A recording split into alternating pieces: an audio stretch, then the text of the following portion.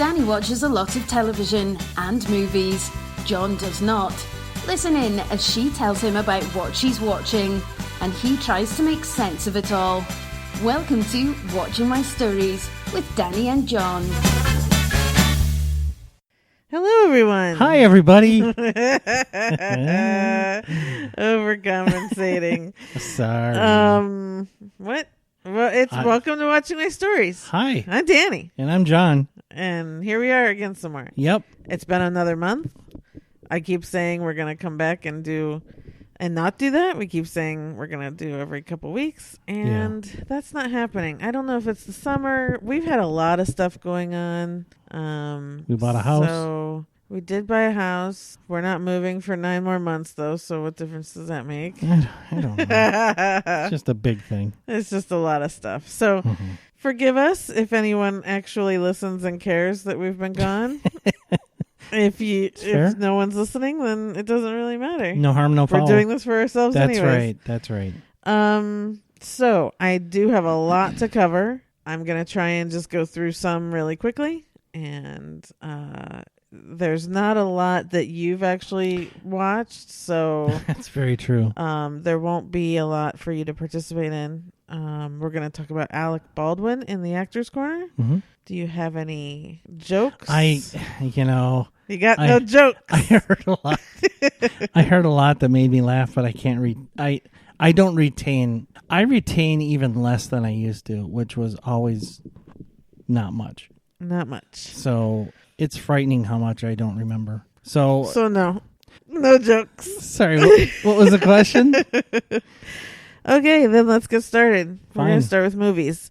Okay. The first movie I'm going to talk about is Joe Bell. This stars Mark Wahlberg. Oh. No, that's Stillwater. Everyone, okay. I'm in the middle of watching Stillwater. Stillwater's on the screen. It's paused on the screen. I was hoping to get it done before doing this, but I have about 20 more minutes left. So Joe Bell stars Mark Wahlberg. This is a true story about Joe Bell. He plays Joe Bell. You're going to turn this into a drinking game.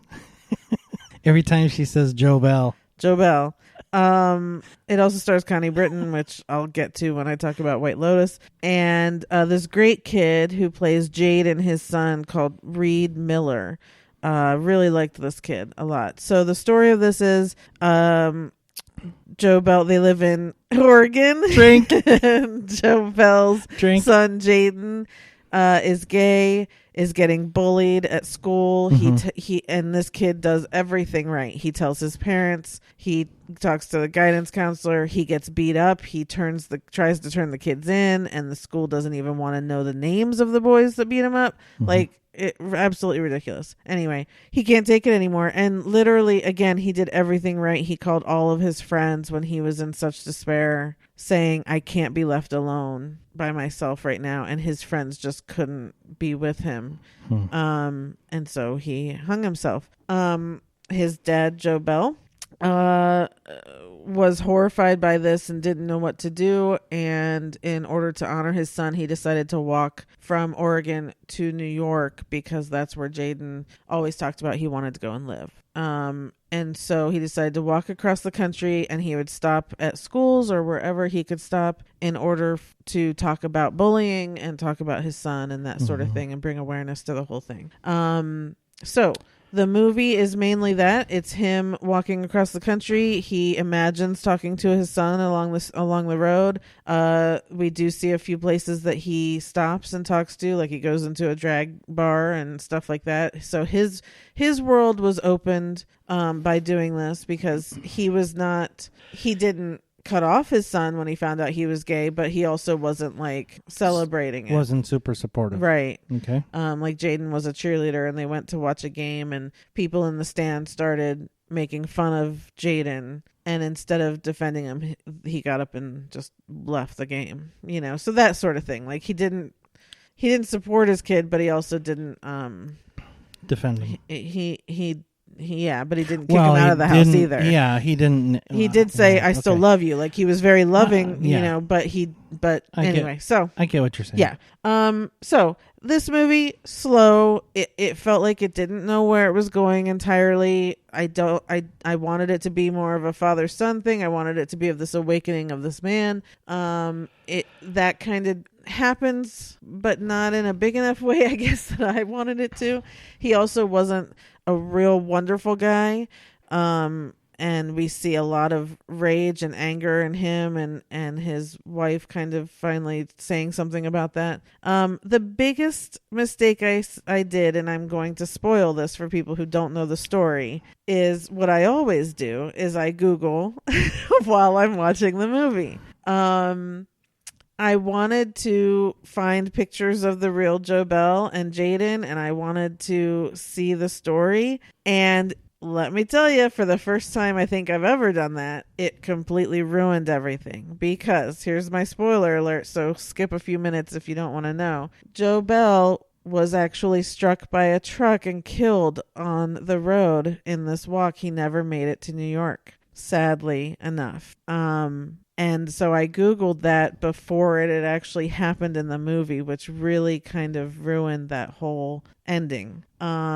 So, have we learned any lessons No, I will still continue to do it. Good grief. All right, whatever. I can't take it. Okay. There's just no way. But you do you. A very, it's a sad story. But I don't feel like the movie did a great job about it being as sad and tragic as it was, if that makes sense. I feel like this was Joe Bell's story, which obviously it is. It's called Joe Bell. But there was a lot to Jaden, I think, that we could have learned more about. Yeah, missed opportunity. Yeah. So anyway, and it was a little too long. So Joe Bell, it is on pay-per-view. Yeah, so that's where you can watch it.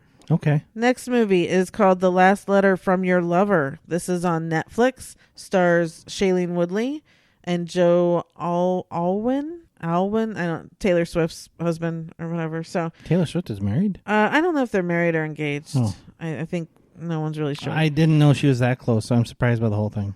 I know who Shailene Woodley is. Yes, you do. Yeah. Felicity Jones is in this as well. This is kind of this decade's maybe, Bridges of Madison County, that kind of, I'm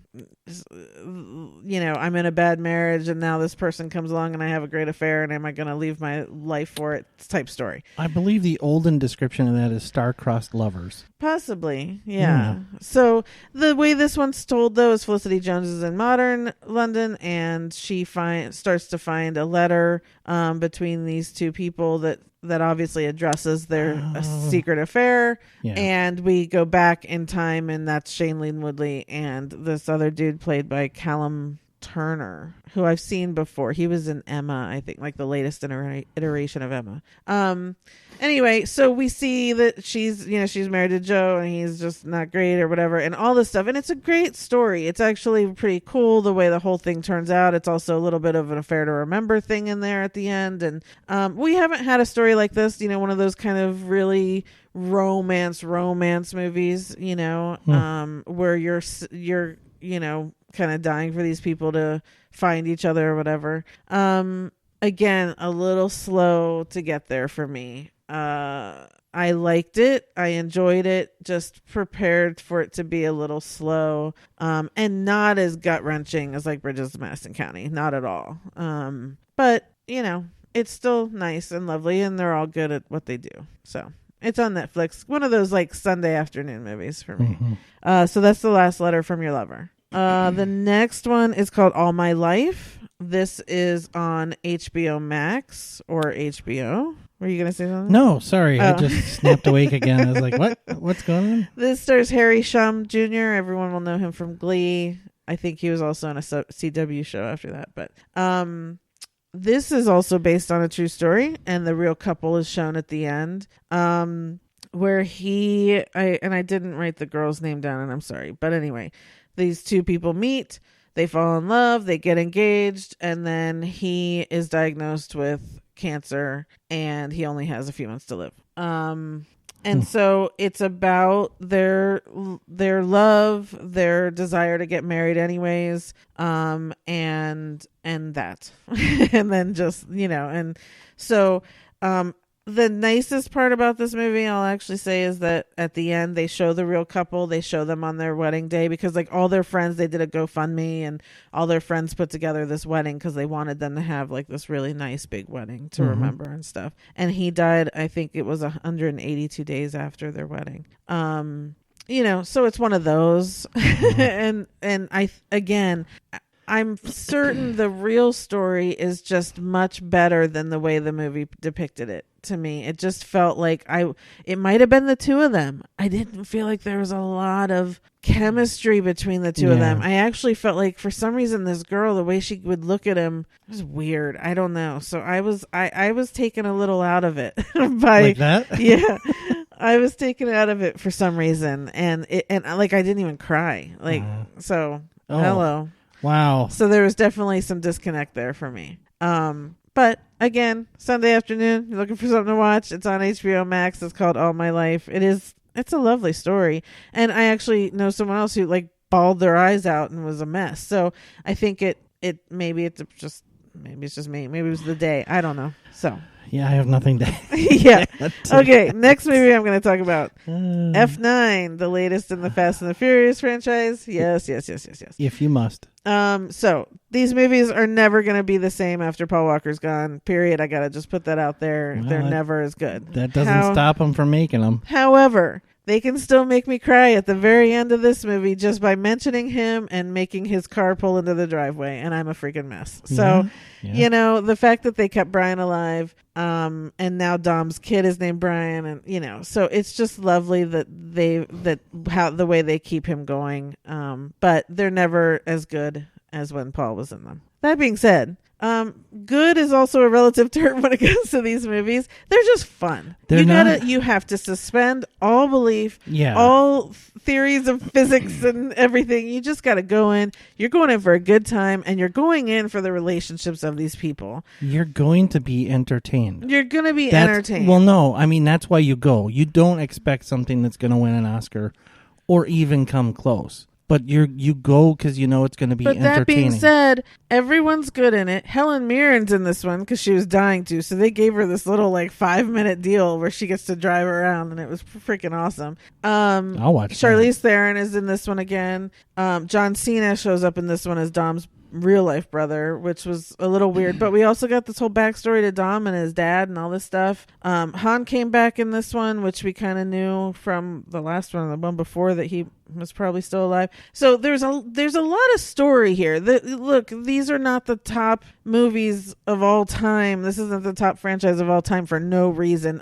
It's not just because cars drive around. Yeah, they do a good job on the story of these people and kind of making us, when they talk about family, they do a good job of it. It's crazy. Let's just let that wash over us. Top movie franchise seriously of all time. Seriously. I mean, when Paul Walker's death was so expensive, the insurance company had to pay the studio $118 million with his death because they knew it was going to be such a loss to this franchise. It's the biggest insurance payout that's ever occurred in the industry. So did they get that money back? Because clearly it didn't impact the franchise like they thought it would. That doesn't matter. You have that's how insurance works. Yeah. So anyway, I liked this one. I think I liked it better than the last one. But I'm finding I don't like John Cena. We'll talk about that with Jungle Cruise. Was it Jungle? I don't remember. No, Suicide Squad.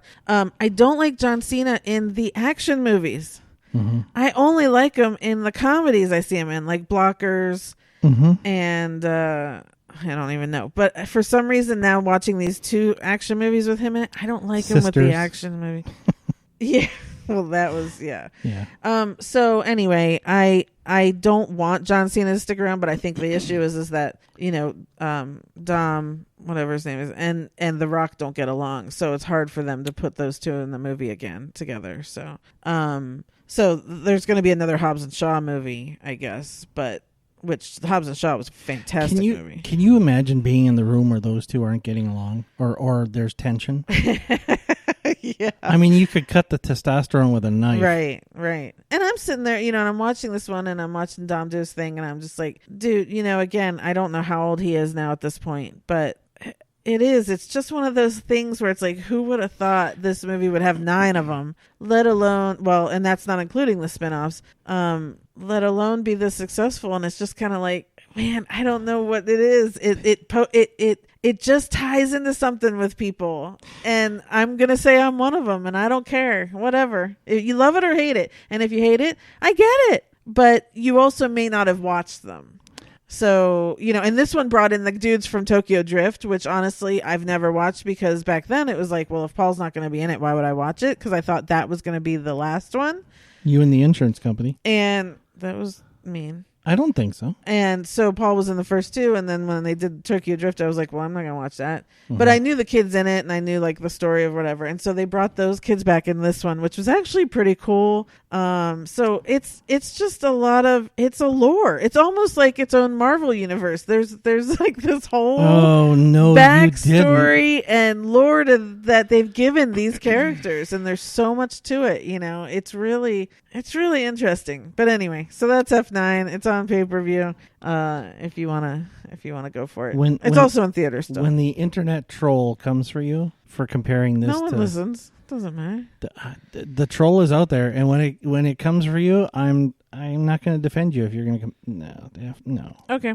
Next movie I'm going to talk about is Jungle Cruise. Okay. Obviously The Rock and Emily Blunt, Jack Whitehall, which I think he's not talked about enough with this movie because he cracked me up. I wasn't thrilled with this. Yeah, that's what I thought I was going to be. Yeah. The beginning's funny. There are so many jokes from the Jungle Cruise attraction. Mm-hmm. That's actually really funny, but it also, when you're done with the movie, you realize, oh, they piled it all into the first 15 minutes, and then it was like, okay, that's enough of paying homage. I mean, there are little things throughout the rest of the movie that are from the ride, but still. And it was going along. I really loved Emily Blunt's character. Really, really, really loved her character. But then I don't know if you call it the third act, fourth act, second half, when they talked about what the story actually is, it's not just like a little tangent that you wouldn't see coming. It's like a hard 90-degree, like no one saw that coming. And the detail and intricacy of the story of them trying to explain this whole thing, I was like, wait a minute, what am I missing? Like, it was a little hard to keep up with, jarring. And so I was like, okay. I mean, I watched the whole thing. First off, way too long. This should have been a good 90, 100-minute movie. And it's like 220 or something like that. I wish a studio would talk to me about that. So I just, it's fun. There's a lot of action. It feels a lot like a Pirates movie, with the action and all the CGI stuff and all of that. But the story got just too involved for me, which is weird. It was just a little too much. But loved The Rock in it. Really, really loved Emily Blunt's character. And I really thought Jack Whitehall was so funny, which he always is. Mm-hmm. So again, this is still in the theaters. You can get it on Premier Access on Disney Plus. I think it'll be available on Disney Plus for free probably in the next month or two, something like that. Okay. But that's the Jungle Cruise. Just a little disappointing for me. When you're done talking about movies, remind me to ask you a question. Okay. The next movie I'm going to talk about is the Suicide Squad, not to be convinced with Suicide Squad that came out a few years ago. This is the Suicide Squad. What are you laughing at? Nothing. Okay. So this movie also, I was like, I'm not a DC cinematic universe fan. Everyone knows I watch all the DC TV shows, R.I.P. Arrow, but I have yet to watch a DC movie that I love. Now, the last just Suicide Squad movie, I enjoyed. I did enjoy that movie. It wasn't like I loved it and I haven't watched it a second time, but I enjoyed it more than any of the other DC movies I had seen. Okay. This one now with James Gunn behind it, who did, Guardians and that sort of thing. It was like, oh, cool. Everyone was thrilled that he came in. we're like, it's going to be super funny. It's going to be full of action. You know, no one could have taken the Guardians of the Galaxy and made a hit out of it, but he did, right? They were this just obscure comic book thing. Like no one thought that was going to be a thing. So I was really excited for this, especially Idris Elba coming in. Now, again, I wish it were still with Will Smith, but okay, whatever. And I did not enjoy this still. It felt still very much like a DC movie. It did not, no matter what you do, I guess it's not going to feel like a Marvel movie. And here's my biggest issue is we see what we assume is the first Suicide Squad in the very beginning. And it's filled with everyone I love. Nathan Fillion and Flula Borg. And I wrote down a bunch of people. Pete Davidson was in there. Michael Rooker was in there. I was like, this is awesome. Look at all these people. I'm so excited. And spoiler, but they're all killed off within the first 10 minutes. And then we go to the quote unquote real Suicide Squad with like Idris Elba and King Shark and all that. And I'm like, dude, you guys just took away all the people I was super excited to see. If you're going to have them in the movie, why not have them the movie? That was kind of the point, was just, look. It's look just like who we don't think cameo. we need. Yeah. Well, so whatever. then the real Suicide Squad was Margot Robbie and John Cena and Idris Elba and King Shark, which was Sylvester Stallone, which cracked me up. Mm-hmm. And Joel Kinnaman was back for this one. Viola Davis, of course, is back for this one. And then it honestly, I think like an hour and a half into it, and I was sitting there going, "What is the point? What's the?" I was like, "What's the mission they're on?" Because I hadn't fully picked up on what the whole point of this was yet. Wow. Now, there were some great bits. Everything with Harley Quinn is fantastic. Everything Margot... Now, I will say Birds of Prey, that movie, I still didn't really enjoy the movie, but I could watch her play Harley Quinn all day, every day, even if it's in a crappy movie. Yeah, I get that. I feel the same way about Margot Robbie, even outside her Harley Quinn, but...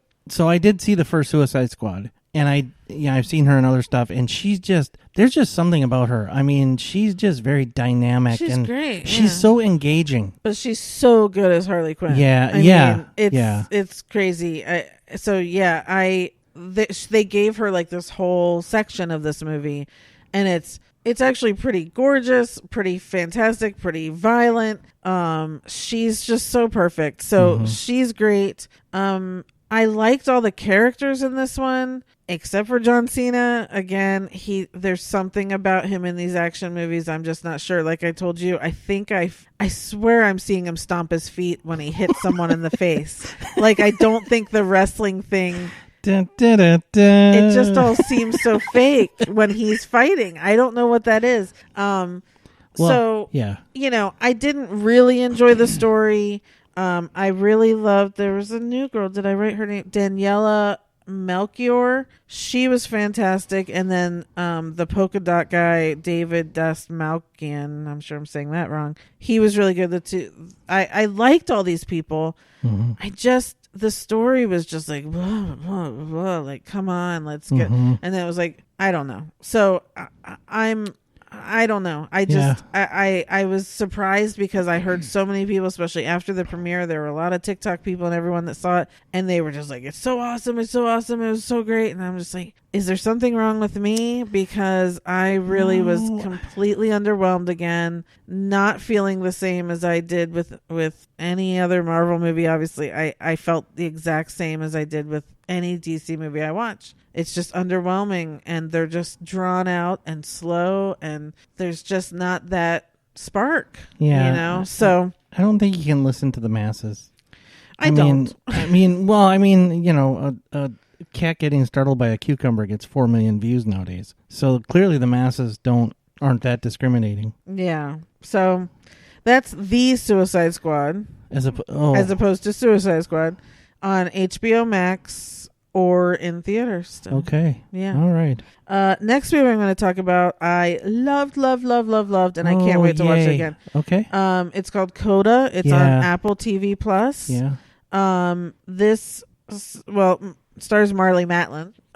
But the main star of the movie is Amelia Jones.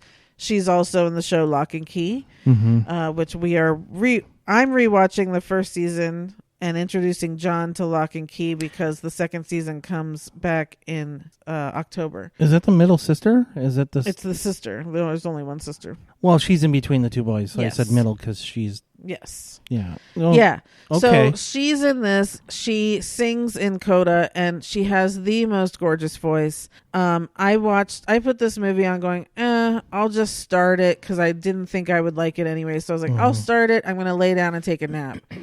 I did not nap. And that's a glowing review. That's crazy because I can fall asleep doing anything that's really she good. She can nap like nobody. And so the point of this movie is Marlee Matlin, her husband and son and daughter, played by Amelia Jones, who's Ruby is her name. They're a family. The mother, father, and son are all deaf, and Ruby is the only hearing person in the family. They're a fisherman family, so Ruby has to do a lot for the family. She has to do a lot of the business because she's the only one who can hear and speak. She has to do a lot of interpreting for the whole family. Yet she goes to school, and yet she sings, and she just loves to sing. And on a lark, because she likes a guy, she decides to join the choir, and this wonderful choir director gets how talented she is and starts wanting to coach her to get into the Berklee School of Music. And it's just this kind of divide of this girl with this wonderful magical voice and her desire to have her life, but this family that needs her, and she knows that. And what is she gonna? How can you leave your family when they need you? Literally. So it's a really amazing story. All the father and son, the son actor is so great. The interaction between all of them, I love that there's not any real like talk of the deaf members of the family being quote unquote disabled. Like they live as full of lives as they possibly can, Right. they just live their lives, and if someone understands them, great. If someone doesn't, then oh well, move on. Yeah.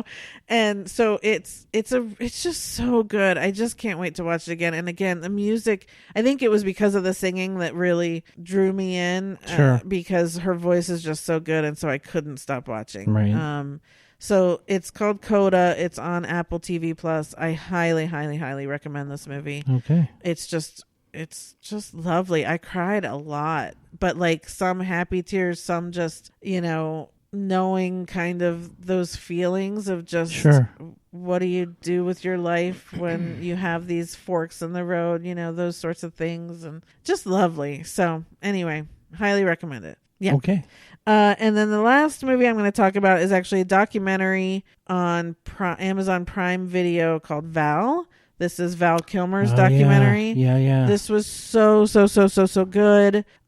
If you think you don't like Val Kilmer, if you think why would he do a documentary, like he didn't do enough or whatever, like you won't remember how much he did until you watch this. Right. And it's also, you'd think it'd be heartbreaking because after his throat cancer, he has a trach and he can't speak very well. So his son actually narrates most of it, but Val does do a lot of talking throughout. But it's not heartbreaking because of Val's spirit. Like he's just this really kind of enlightened, lovely man. Yeah. That I didn't realize was at the time was the youngest person accepted to Juilliard when he went there. I didn't realize how classically trained he was, especially when his first movie ever was like the Top Secret movies, which he hated doing, but you got to start somewhere. And the big thing about this documentary is he had a video camera like all his life. Yeah. So his dad, like again, another weird story. Roy Rogers, his ranch went up for sale, and his dad bought Roy Rogers' ranch, and that's where Val Kilmer grew up. was on that ranch. How weird. What a life. You know what I mean? So they've got all these stories from that. And then as soon as he went away to Juilliard, he had a video camera. And then on every movie set, he always had a video camera. So we're watching behind the scenes of Top Gun and every movie that was there. Tombstone was just such a wonderful thing to watch because I'm sure that's everyone's favorite Val Kilmer performance. Definitely mine. That Doc Holliday is just the best, and no one can do it better. Yeah, steals the scenes he's in. Yeah, and then he talks about his marriage, he talks about his divorce, his kids, and how like he wasn't getting work. And he wrote himself the play, which I don't know if people remember. It might have been 10 years ago. He wrote a Mark Twain one-man show, and he did it here. And then he took it to New York. He was about to take it to New York, and that's when he got diagnosed. But it's like he was on his way up. It was going to be a movie. It was going to be all this stuff, and then that happens. But he does not have that. Negativity, the chip on his shoulder, and he's got a reason. Would. Like there's a lot of stuff with his dad, a lot of stuff that happened in his life, a lot of ways that he lost money a few times, things like that. But he just kind of moves on, and gosh, just what a lovely person, and someone that honestly, for me too, like you don't think about that often. You know what I mean? Yeah. And but when you watch this, he puts a smile on your. I mean, look, his smile is one of the best smiles ever. And thinking of him like in Batman and stuff, like he's just awesome. But this was just so lovely. So I suggest everyone watch it, no matter your fan level of his or not. Right. I think you'll come out of it being a fan and really understanding struggles of acting, struggles of just kind of everything. I mean, the work he put into doing The Doors. Which I never saw that movie because I'm not a fan of that, Jim Morrison or The Doors or anything. Yeah. But the work he put into that, it's just very interesting. So on Amazon Prime Video, it's called Val. Check it out. So that's all the movies. What did you need to say? Oh crap! Now I can't remember the question. So I have a theory about what's going on nowadays with movies. So let me ask you this: all the movies that you just talked about, there was probably 7 or 8, maybe somewhere in there. Sure. How many of them were too long? Well, I mean, that's all relative because I can watch a 3-hour movie, and if it's done well, I want more. Yeah. I'd watch a 4-hour version of Endgame. I understand that, but so the movies you watched. So I don't know. You're saying my opinion is that they were too long? Yes, I'm asking you. One. Because it seemed like at least half could have been shorter. I'd say 2 to 3. Yeah. Oh, I call shenanigans, but that's okay. Joe Bell, Jungle Cruise, and Suicide Squad probably could have been shaved down. Yeah. Okay, I guess it's not so bad. So I have, this has bugged me for a long time. Movies that are just too long. They don't need to be this long. Studios try to compensate for a movie that's not going to be as good as they want it to be by making it 2 hours, 20 minutes long. Oh, see, I think that's the opposite. Normally, when they know it's not a good movie, they cut it up. And then they cut it up to an hour and a half, and all of a sudden you're like, that didn't make any sense because they cut so much out. I think there's more movies that are in my lifetime. I've seen way more movies that I felt were too long. Well, you have ADD, so your relativity to having to sit still and focus on something for 2 hours. An hour is too long for you. It is hard to get you to sit through an hour-long television show. So that is a sick burn, but it's also true. I do actually have ADD. All right. I guess I'll pipe down about it. Well, I understand what you're saying. It's just, it's a relative thing. If it's a good film, who cares how long it is? That's not my point. My point is a lot of the movies nowadays, you're not going to agree with this, but I'm going to say it anyway. Great. Do you have any facts to base it on? No, it's opinion, just like you. We don't like opinions. I know. Never mind. You know what? I'm not gonna.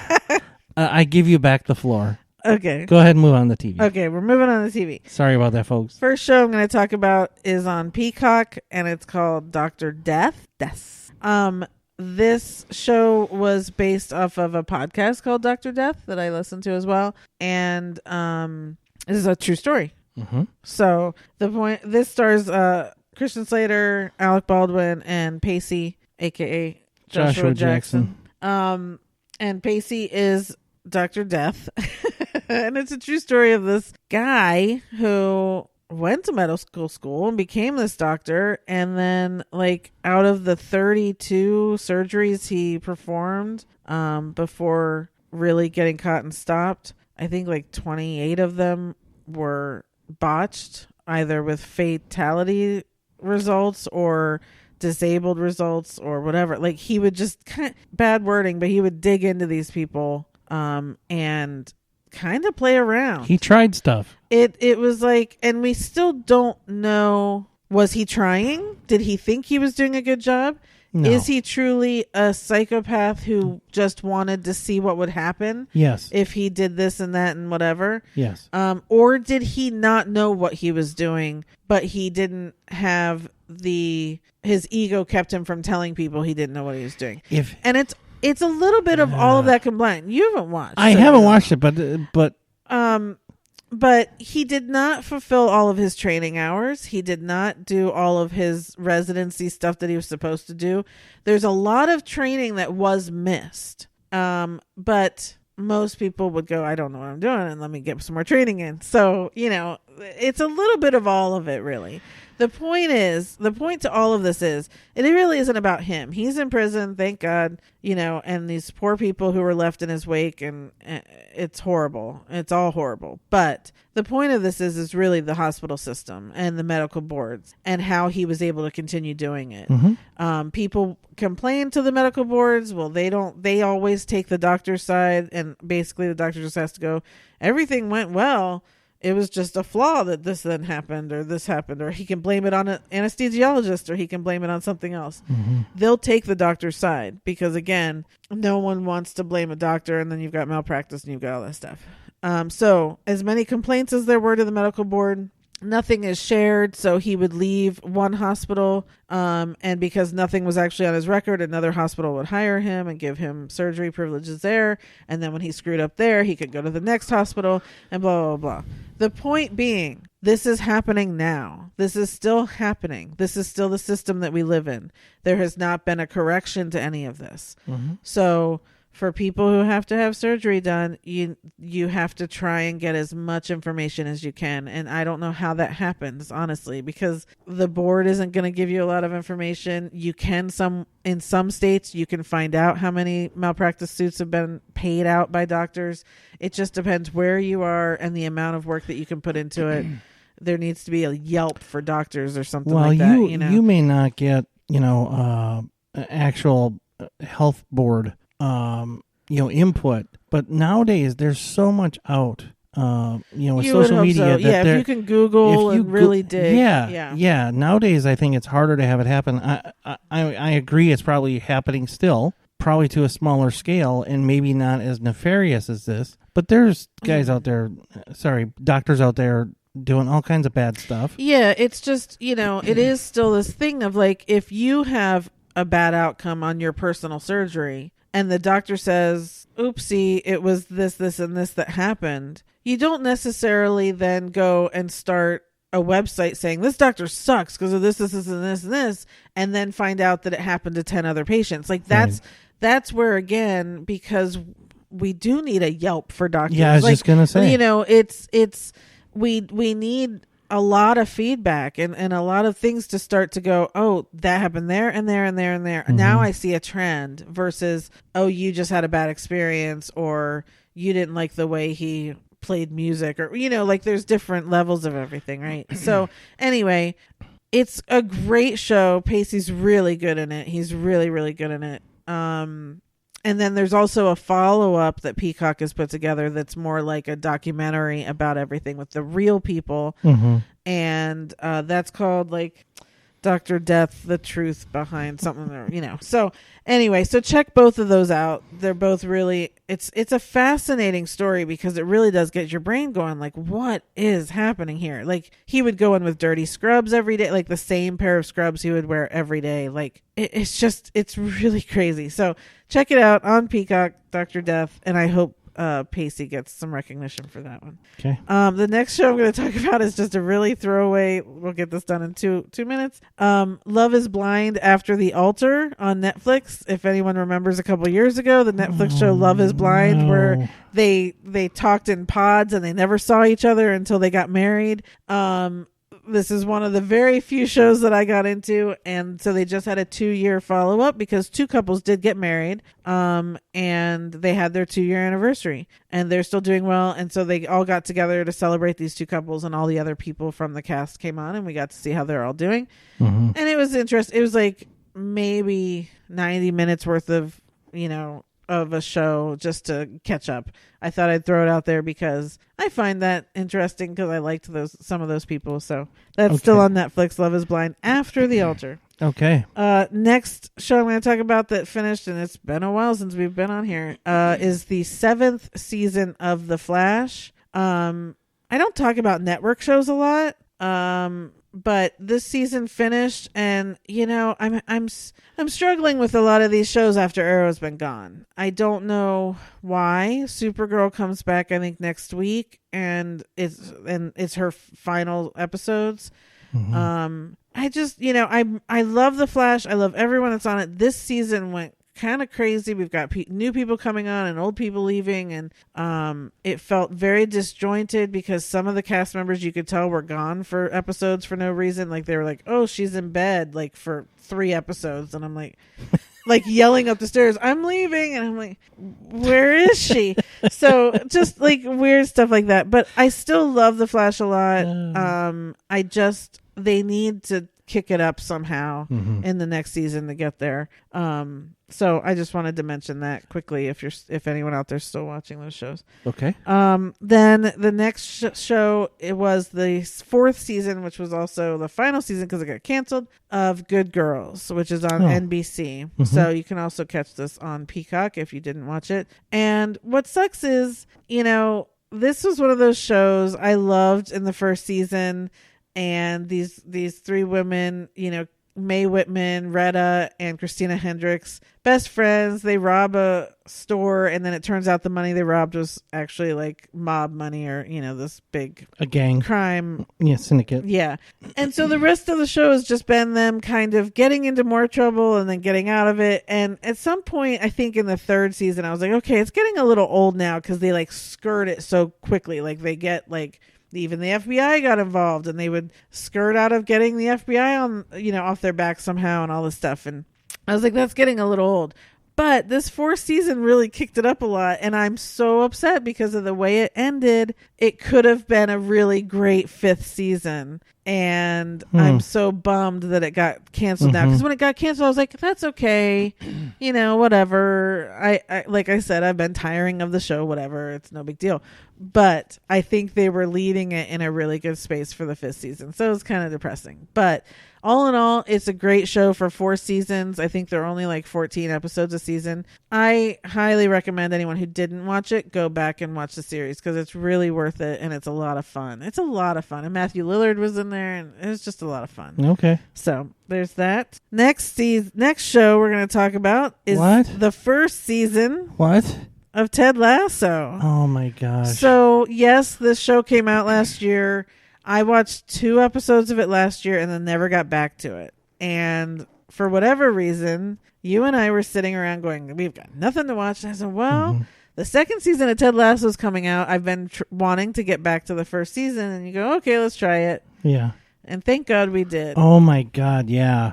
What a great show. It's the best show. It is the best. Well, it's not the best. No, it's the best. But I've said this recently that I can name in the last 5 years, I can name a handful of perfect shows, and Ted Lasso is one of them. It really is. It is a perfect show. It's my kind of show. It is, and especially for right now, it's the happiness. It brings the happiness and joy that is so lacking when you look at any other screen in the world. That right now, so obviously the 2nd season is out right now. Every Friday a new episode comes out, and last week was the Christmas episode. And I swear, what I thought of last week watching the Ted Lasso during Christmas episode, and I'm crying with happiness, was the line from Friends when Alec Baldwin is on there with Phoebe and he's that positive guy. Yeah. And she says, you're like Santa Claus at Disneyland getting laid, on Prozac, and I'm like,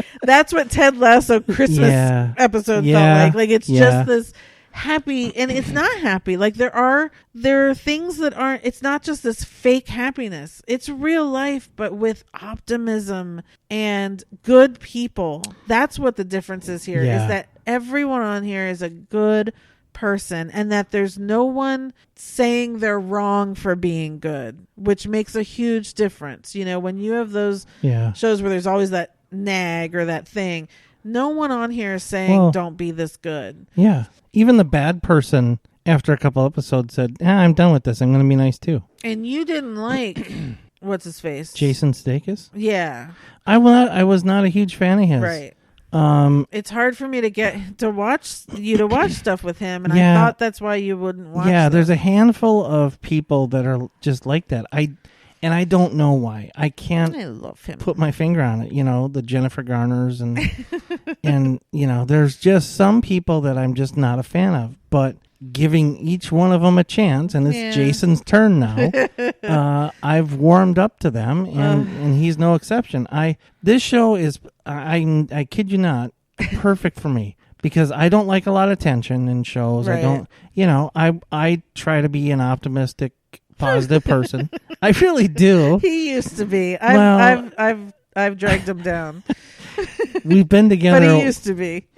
We've been together a while, and the stronger personality is definitely winning. But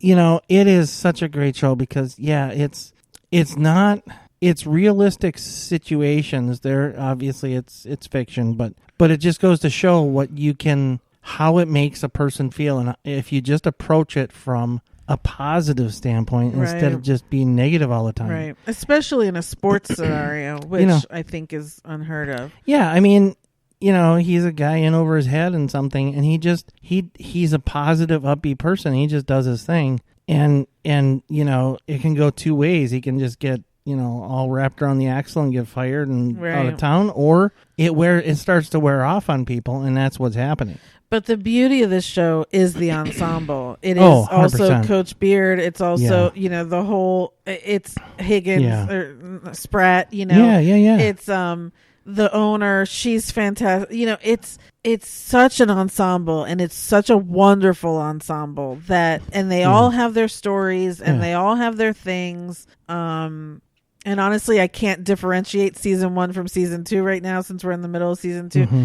But it's just so good, no matter what you've heard. And again, like soccer, right? Like we're like, oh, we're going to watch a show about soccer. Like, yeah, and I love it. It was kind of like Queen's Gambit, where I'm like, I'm this enthralled with chess. Like, I don't understand. Just go watch it. It's on Apple TV Plus. Yeah. Watch it. Yeah, I mean, I'm not a big fan of soccer. I was not a big fan of Jason Sudeikis. And now it's my favorite show. Right. I mean, that I think that should tell something. Yeah. That says something about it. Right. Because I did not, when it first came out, I thought, how ridiculous is that? not even going to give that a shot. Yeah, because I think when you see like a smidge of it, and you see the way that Ted Lasso acts and the little idioms he's always throwing out, you kind of think, oh, he's dopey, or he's over the top, or whatever. Yeah. It's not at all. It is so like in his soul, and that's Jason Sudeikis doing a great job of knowing where that line is. I couldn't tell you where it is, but if he crossed it, I could tell you. And he's not crossing it. And again, I said to you too, the opposite with Coach Beard. That levels it out. Yeah, the so contrast between the two is really great. And it's one thing to write a show, with all those idioms and all those one-liners and all those inside jokes and all, so funny. And there are a lot, right? And they're hysterical. But I can't think of a single one that was misused or used in a setting where it didn't make you go, yeah. Yeah. Right. I mean, they're none of them are out of left field. Right. They all mean something, and a lot of them are really poignant. Yeah. At the time. Right. I mean, it's And they're funny, man. And they're funny. It's such a funny show. Yeah. And so well acted, obviously very well written. And it just, and you know. And it got the most Emmy nominations of any show in history. Yeah, It yeah. got 18. And for it this should. coming- And it should have. And I have watched a couple behind the scenes or the cast got together on Zoom or something like that. Yeah. And it's really, you watch this show and you're like, okay, lightning in a bottle.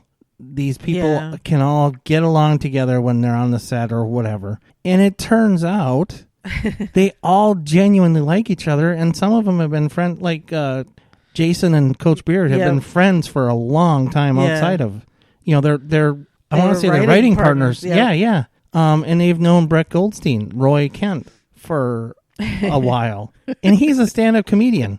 Right. The curmudgeon on the show. So hard. The guy who can't stand anybody. But he's the sweetest, too. Well, it's just, that's the thing, is everyone's a good person. Yeah, and they're just all so perfect for each other. Yeah.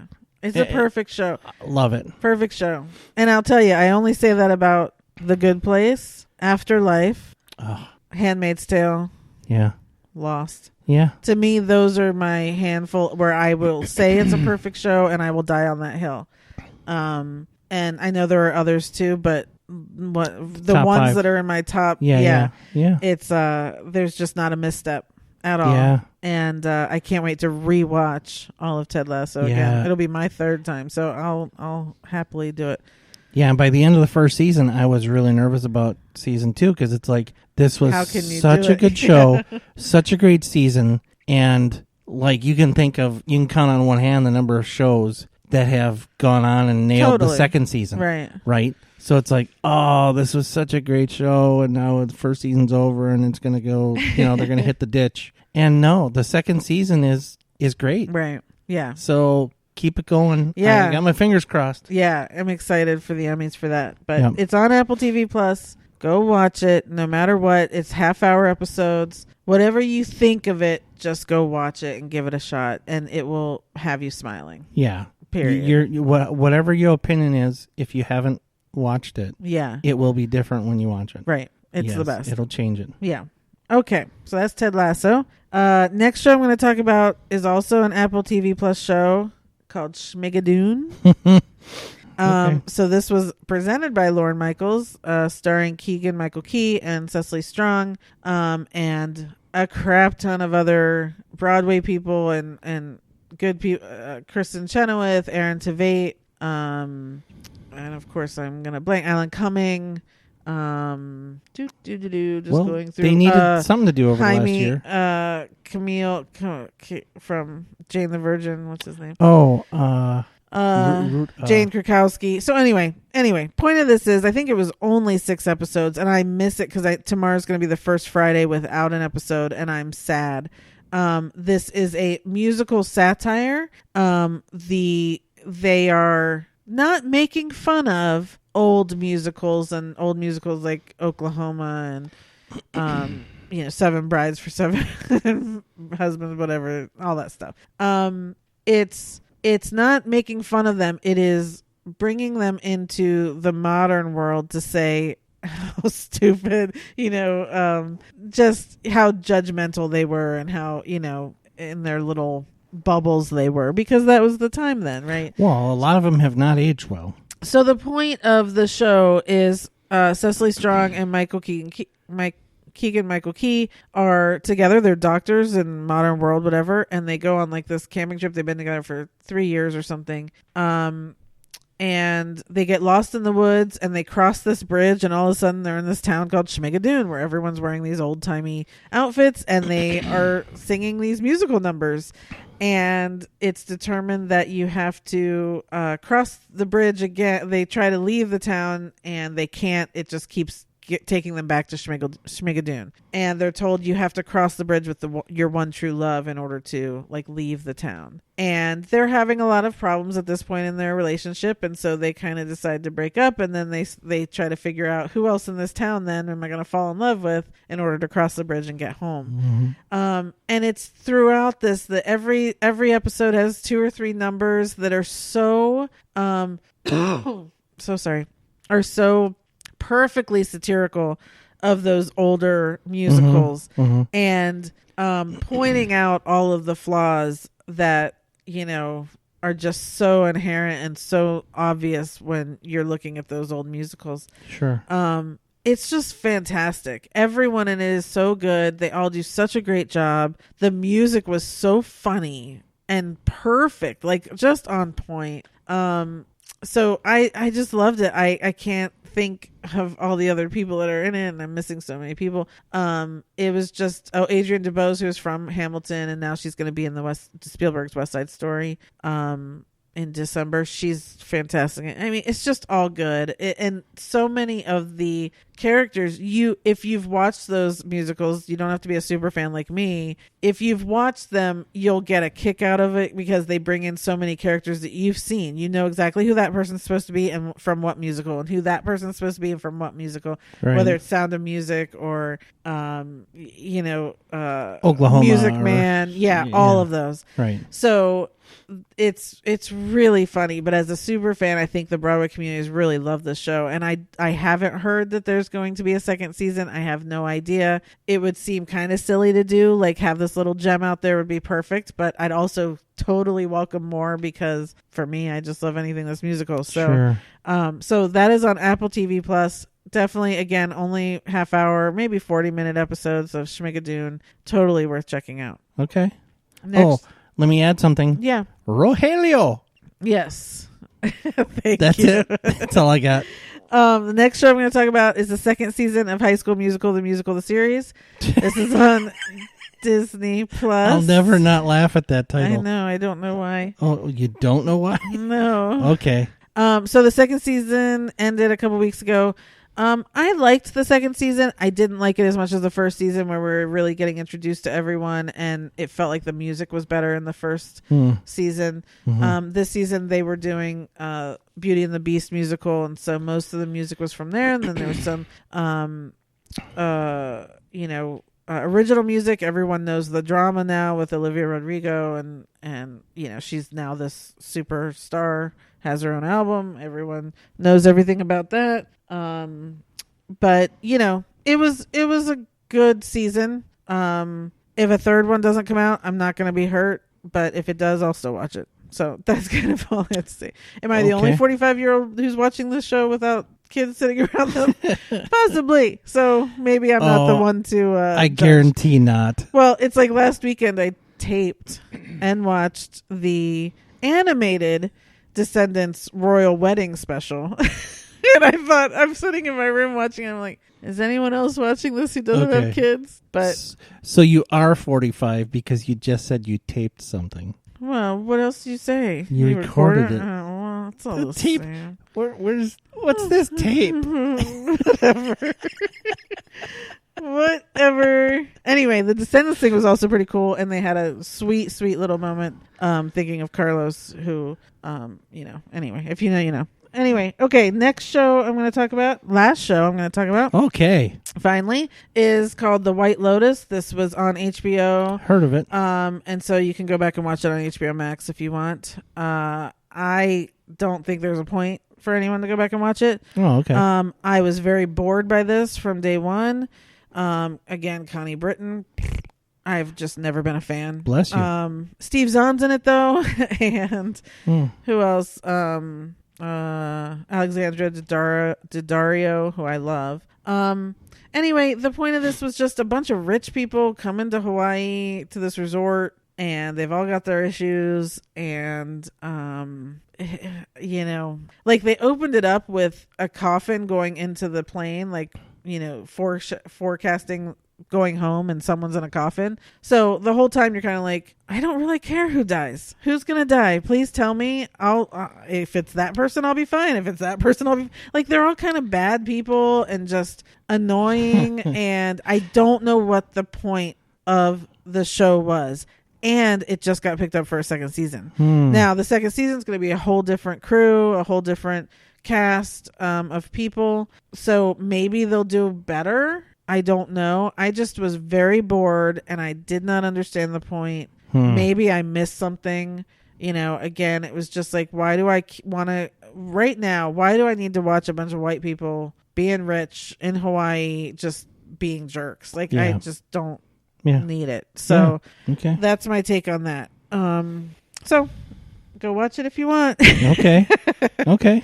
All right. So now we will dive into the Actors Corner Holy and smokes. discuss Alec Baldwin, which should go pretty quickly because I didn't have a lot. Oh, I don't think I did either. I know the man has been in hundreds of things. 140 but it turns out, some yeah, acting credits. but I've not watched that. I mean, I may have 20 listed here that I've actually watched. Yeah. So Yeah. anyway, okay. You start off with movies you love. Okay. It's complicated. Okay. Him, Meryl, and Steve Martin. love it. Hunt for Red October. That's like, I think, the original Jack Ryan movie. Can't get Danny to watch it, but I love it. If you watch John Krasinski. I've already offered that deal, Oh. and you fought it off. You said no, That's and because it's I don't only. want to watch that movie. Yeah. I rest my case, and my voice is changing. Oh, no. It's time to change. And here's one that might surprise you, but I'm going to stick with it. Mission Impossible: Rogue Nation. Okay. I really liked that Mission Impossible, Me too. where he was the head of the department or whatever, and yeah. So. Yeah, he's been in a couple Mission Impossibles now. Oh, has he? Yeah. Oh, well, the one I liked was when he's head of the department Okay. and Superman kills him. Okay. Spoiler. Superman. Oh, let me tell you though, when I come across that Mission Impossible, I will try to time it for that scene when they're in the bathroom and they're having to take down the guy. Yeah. Because when Henry Cavill takes off his jacket and he literally cocks his arms to get ready to fight. I don't know if everyone knows what I'm talking about, but he like jumps up and then cocks his arms like he's cocking a gun and then starts stepping in to punch. I'm like, oh my God. Yeah. Now, ordinarily I'd say, yeah, that's too much or, whatever. But no, it works. Yeah. I It mean, plays. if you see the scene, you're like, It plays. yeah, all right. Whoo, buddy. You go, fella. Yeah. Good for you. Yeah. I'm just going to sit here and feel bad about myself and all my life choices, but I'm glad you got to where you are right now. Anyway. Okay. How about you? That's it. I only got the 3 Okay. for love. For my love, I have The Departed. Love that movie. Love that movie. Yeah. And I'm not a huge Scorsese Yeah, fan, but and I love that I typically movie. am. We'll get to that. Beetlejuice. Yep. Absolute classic. Have to have it on there. Mm-hmm. And 30 Rock. I still watch 30 Rock many times during the week. And Jack Donaghy is one of those classic. Now it's like that, again, rich white dude, but they were making fun of him being a rich white dude. They were picking on him for that. So almost originated it, but not quite, but one of the first. yeah. So anyway, 30 Rock, absolute classic. Okay. Movies you like? The Departed and Beetlejuice. Okay. Yeah.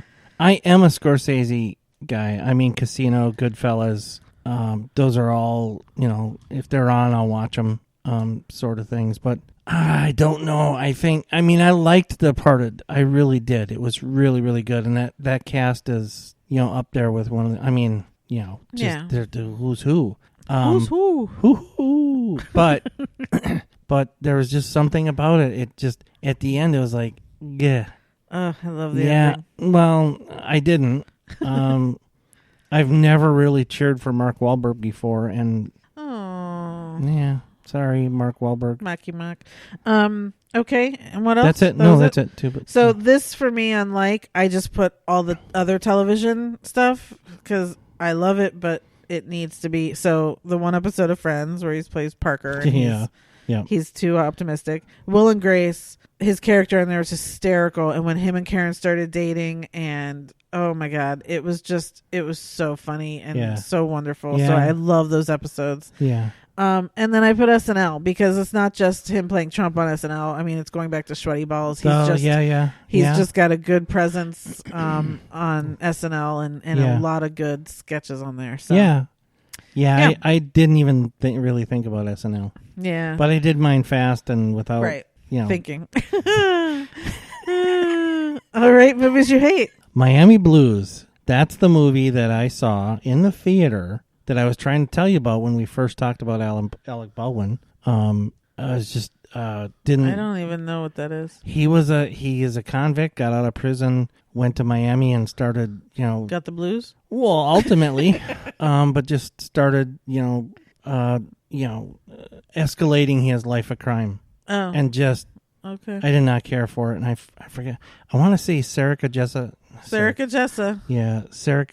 I did it again. No, Sarah Jessica Parker's in Miami Rhapsody. Different that's movie. why I get confused. Which I love that movie. I'll have to look and see who he dragged down with him on this movie. But he had a love interest. It was a young blonde girl, and it was just, he treated her poorly, and it was just, Okay. it was just awful. Okay. Bad. Don't do it. Don't do it. Yeah, people. Okay. Put it down. Anything else under hate? No, surprisingly. I put Rock of Ages.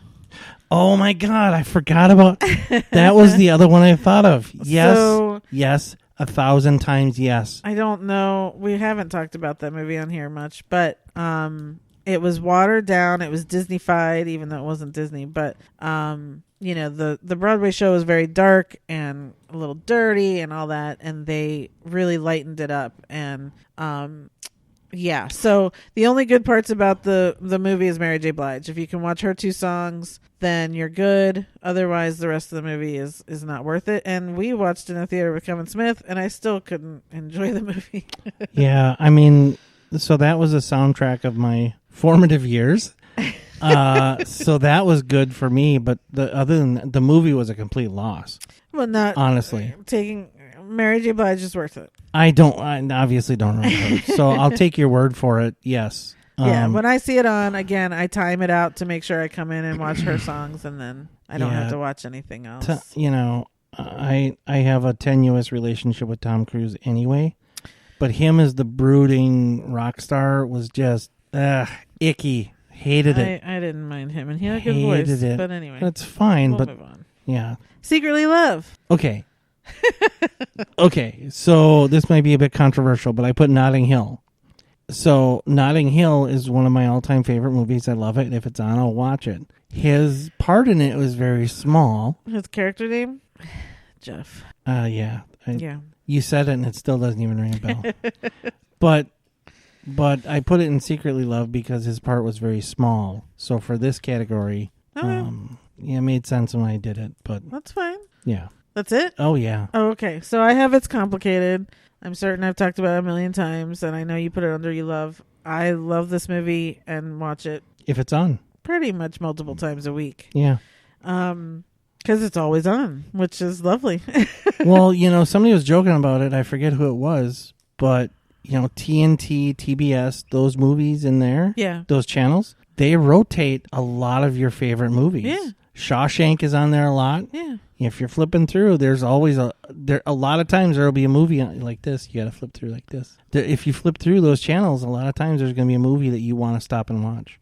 Yep. So they've figured it out. They've cracked the code. It's been that way for 30 years, but yep. Well, we'll just act like it's brand new. What? Anyway, my second movie under Secretly Love is still Alice. If you have not seen that movie, you must. It is a wonderful movie. He is married to Julianne Moore, who gets diagnosed with early Alzheimer's, and he is not a good husband in that. So it's a good performance on his part as well. She's wonderful, but great movie. Secretly love it. Don't secretly love it. I just love it. So I put it under here. Embarrassed you haven't seen. So these last 2 categories, I'm just gonna say them in. I don't know, whatever. The Royal Tenenbaums. Yeah. I haven't seen it, and there's so many people in it that I'm embarrassed I haven't seen it. Okay. Because pretty much if you're a fan of any A-list actor, there's so many in there that there's got to be something in there you really like.